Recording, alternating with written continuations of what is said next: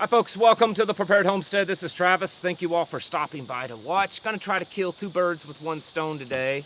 Talk about some books. I've had several people recently asking my opinion on books. I tried to do like 5 books, but I couldn't, especially when I mentioned it to my wife and she's like, oh, wait a minute, you forgot about this, you forgot about that. And of course, this isn't a complete list, but we'll get to that here in just a minute. These are just some books that both my wife and I feel are good starters to kind of get you going in the homestead, the prepping, the natural health, the survive, the end of times kind of thing. We'll get to that here in just a minute. Also, I want to mention to you that the Locals channel, I know you've heard me talk about it. Some of you are getting tired of it, but if you're wanting to watch some exclusive members-only content that I produce, my wife produces. We did a live stream yesterday that I thought was absolutely amazing.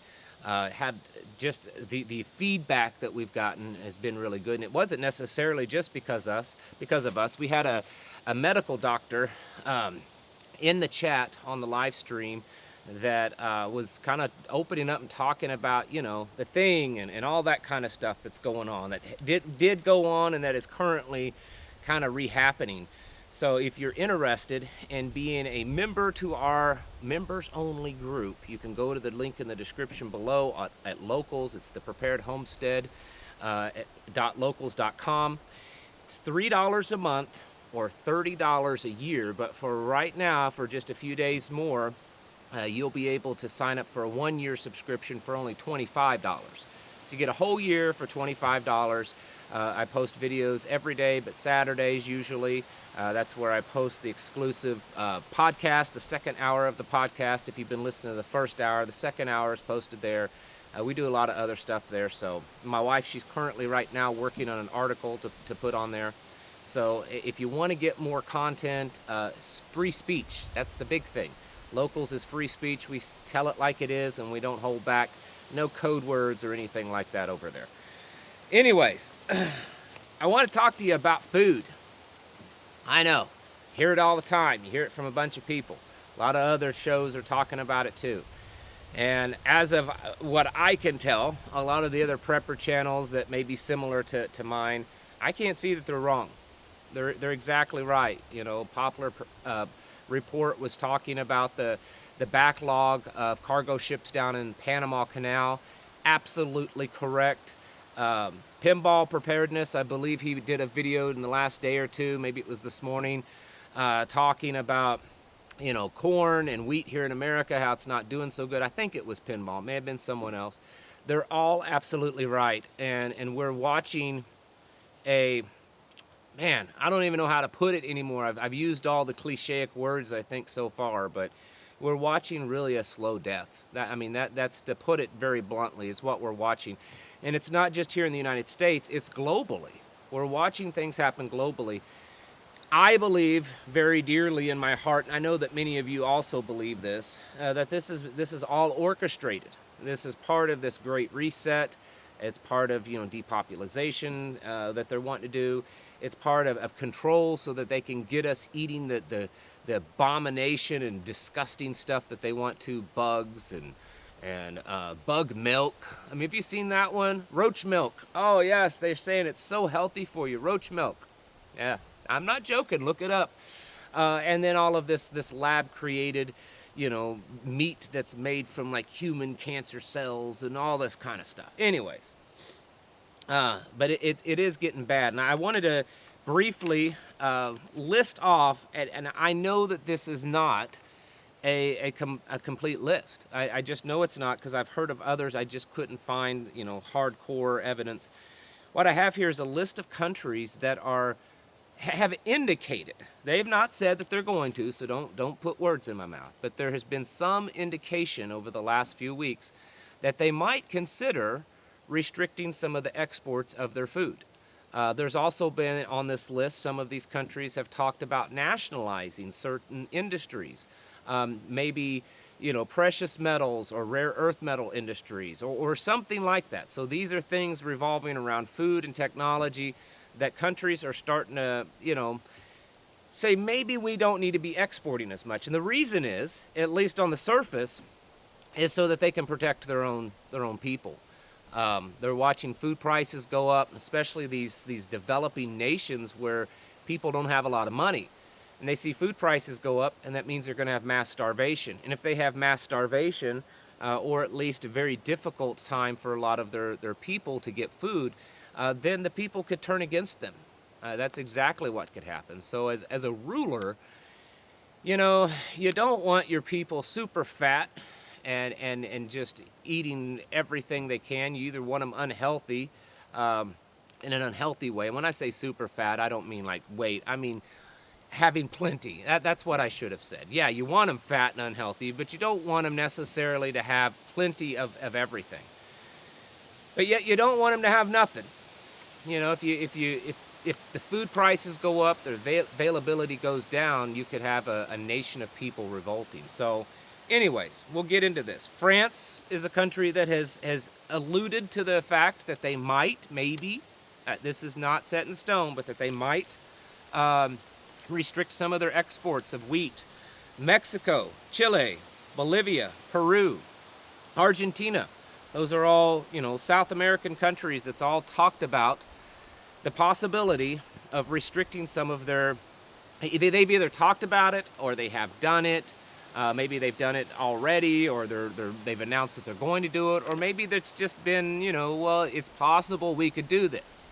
So these are countries in South America, and I understand that most of these countries that I just listed would be considered developing countries, but the problem is those countries that I just listed, most of them are known for their food exports. The South America, the whole continent, for the most part, produces a lot of food that you eat, in fact.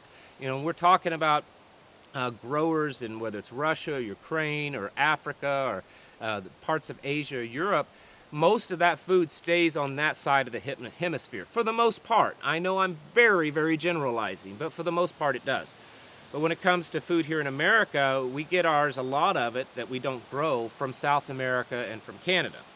So when you see countries like that make that kind of announcement, that's a pretty big deal, that if we could, you know, start seeing those countries cut back.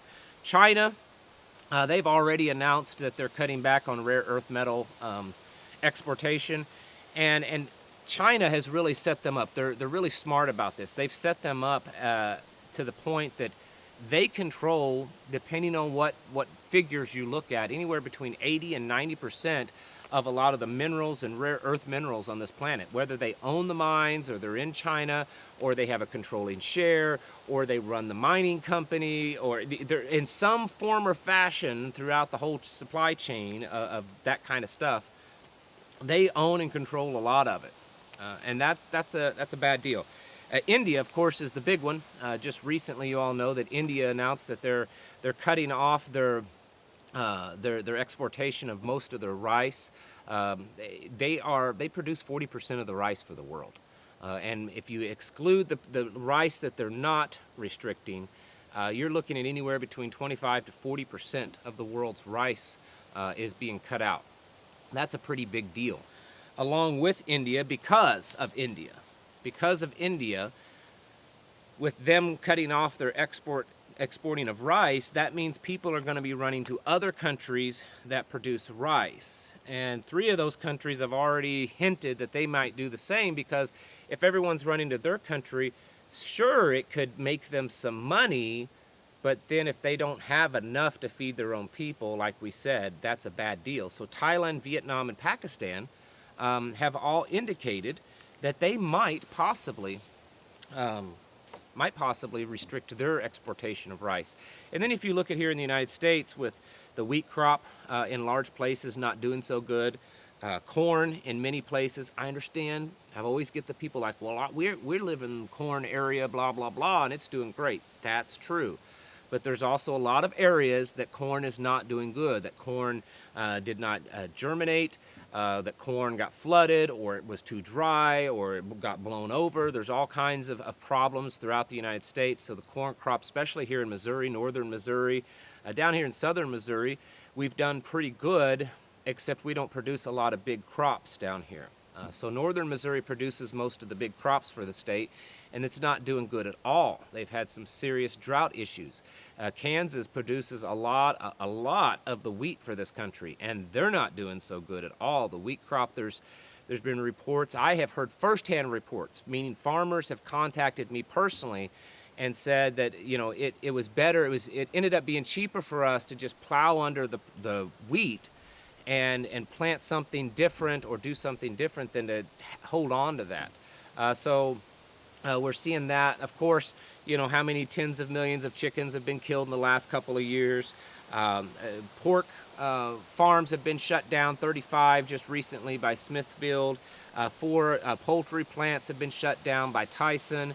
And then there is this talk of beef. You know, there's all this, the beef prices are going up. They've gone up about doubled in price, the per pound price at the market or at the store. The farmers, the ranchers that raising beef, they're not really making any money. Remember last year, all the people running to the stockyards and stuff to sell their beef. We're watching a destruction of our food system. You know, if you want to control the people, control their food. And we're watching that. So what's the answer to this solution for you folks? You need to be ready when it comes to food. You need to stock up. You need to also have the ability to produce your own food. You can only stock so much food. Most of you don't have the means, the money and all that to stock up on food for the rest of your life. But you can produce food. You need to become producers. So this should be, along with the other, you know, guys here on YouTube, listen to it, and you need to use it as a motivational tool to get yourselves ready and to start stocking up. All right, I'm going to jump into these books. This is in no particular order. There's a couple of things that was not brought here. Number one, it was the Bible. Everyone always says, what about the Bible? Yes, absolutely. Every home should have at least one Bible. Every person in every home should have their own Bible. You should be reading it, studying it. It is the blueprint and plan for your life. And so just because it's not listed here, that doesn't mean that it's any less important. It is the most important book you should ever own. And then the other is the Foxfire series. You know, there's several books in that series. And I didn't bring them all, but the Foxfire series is also. Also, I don't have any links in the description because I haven't for a long time now, I'm not promoting Amazon links. So if you want to buy on Amazon, that's your own business. I'm not going to judge you, but I've refused to make any money off of Amazon. First one is probably one of my very favorite books. I'll bring them up to the camera so that you can see it. This is the Peterson's Field Guide to Medicinal Plants and Herbs. This is for the Eastern and Central North America. This is not Jordan Peterson. I've had people think, is this Jordan Peterson? I don't like that guy, or I love that guy. No, it's not the same guy. This is a plant ID book. So, you know, it works really well. It's by color of the flower. There's a lot of information. If you're going to be collecting plants, whether to eat or for medicinal reasons, you need to be able to identify them. And I have several of these books. I keep them on hand. I wear them out. I usually have one with me, like in the truck and at the house and stuff, so that's a necessary book. This one's one of my wife's favorites. It's an old book, but you can get reprints online. It's Back to Eden.